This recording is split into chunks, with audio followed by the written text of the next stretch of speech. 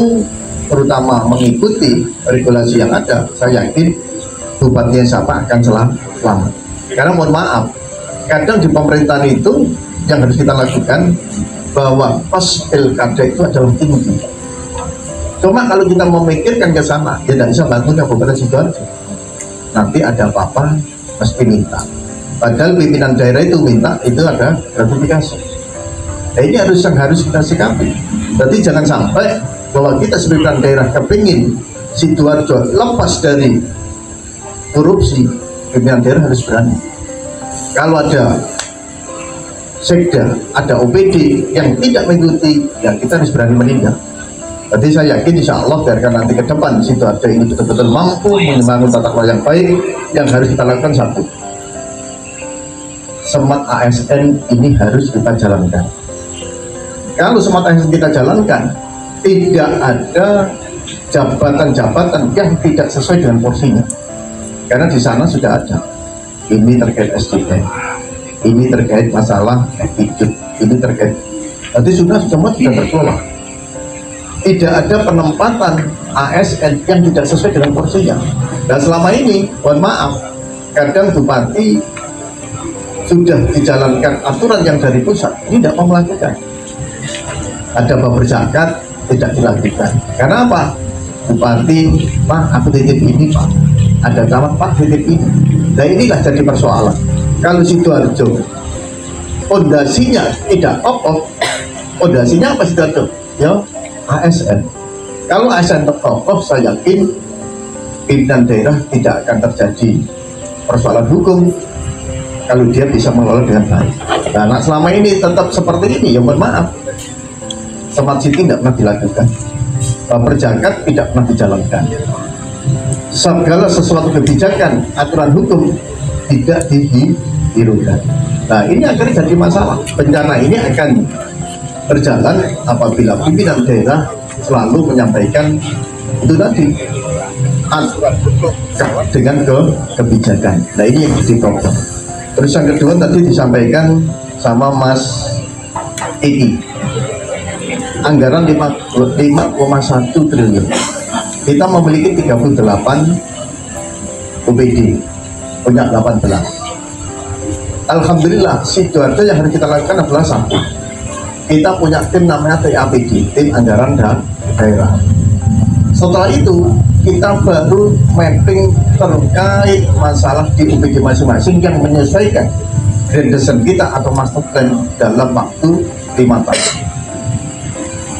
Ada grandesan 5 tahun, ada RPJMD 5 tahun, ada 1 tahun, ada 5 tahun. Dengan anggaran 5 tahun ini untuk apa? Nah ini kita punya master plan-nya. Pembangunan kita berapa, ini ada aturannya. Untuk pendidikan berapa, untuk peningkatan ekonomi berapa, ini semua sudah ada, aturannya sudah ada.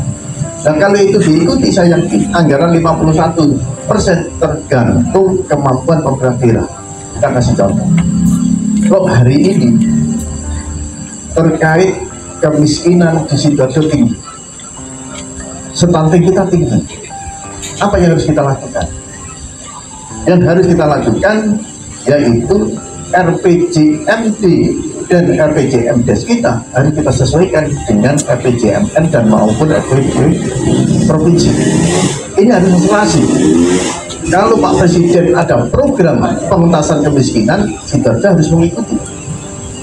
Kalau Presiden ada kegiatan pencegahan stunting, kita harus mengikuti. Biarkan program asuransi ini berjalan.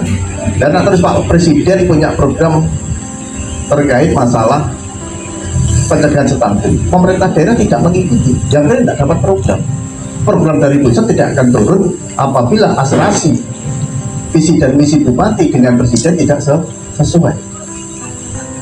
Nah, mudah-mudahan ke depan dengan anggaran 5 triliun ini betul-betul bisa dimanfaatkan di UPD masing-masing, tidak hanya sekedar dicantolkan di UPD. Jadi kita tergantung.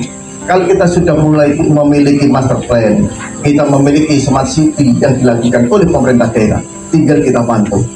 Dalam waktu 1 tahun, kekurangan pemerintah daerah apa?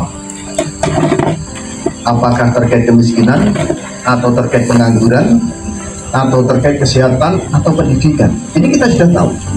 Karena di OPD masing-masing tiap triwulan kita akan mengoreksi dengan kebijakan bupati yang dilakukan. Saya kerja enggak ini OPD?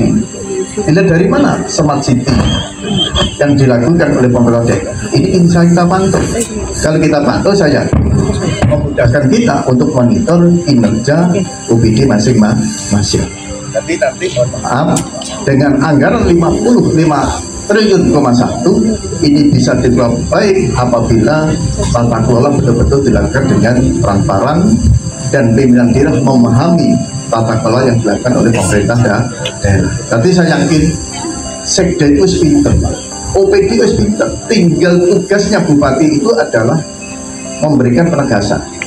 Target kita ini, hanya itu saja. Jadi tidak perlu kita berdiri dengan anggaran 54 triliun sampai terjadi persoalan masalah hukum.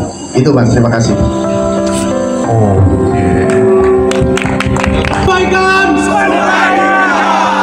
desa kebaikan, desa kebaikan, Bupati Mendawa. Oke, mantap. Terima kasih buat teman-teman. Terima kasih terutama buat camat. Terima kasih. Hari ini Hari Ayah.